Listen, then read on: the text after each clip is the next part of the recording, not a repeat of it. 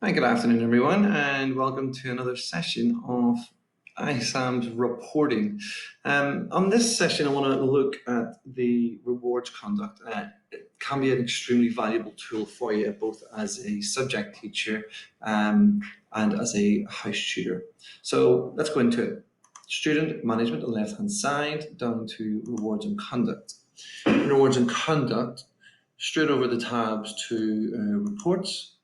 And then from there, you'll have an option of 1, 2, 3, 4, 5.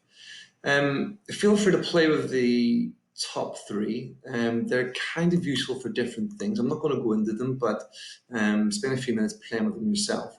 The two ones that are very, very valuable for us, and you will find that gives you the most information, are the last two. The rewards report. So this is the one that we use when we're sitting down for all of our meetings. This is the one that will support you when you're sitting with parents. Rewards report. Always run the rewards report from as far for the whole year. So from the start of the academic year. So I'm not going to get much on this report at the moment because we're only a couple of days in. So if I change this over from this year to last year, now I'm asking to run me reports for everything that child has done. Now this is better for individual students. You can run it for your houses, for your groups, but I would use this more on an individual basis when you know that there's a concern. So let's take a student. Again, I'm just choosing a student that pops from the top of the list at random, this student, and I'm going to look at it on the web. Now I can export it and print it, I can do lots of things, but I just want to read it for the sake of this session. And this student has actually, because they've only just joined us in year 7, so bad example, let's take a different student. Let's look at, let's see if we can get a student that is in year 10 or 11. There's Rami Abbas. Rami, we all know Rami, great kid.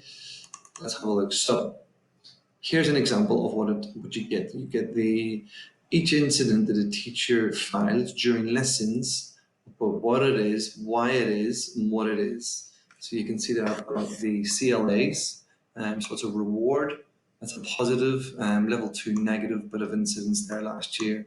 And an unauthorized play. So it gives you every single thing that comes off the student's account.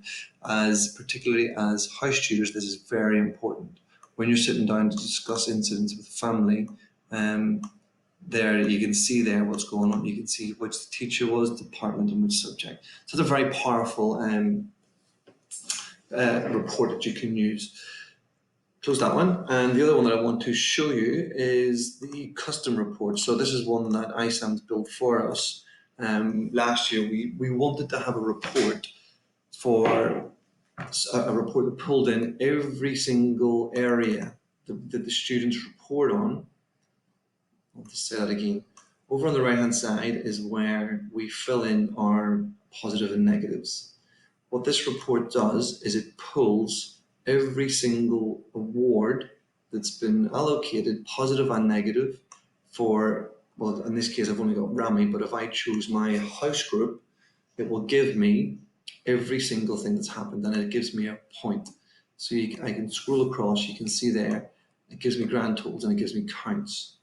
People ask me sometimes, well, how did you know how many ISAMs were last year? This is the report that generates that for me, okay?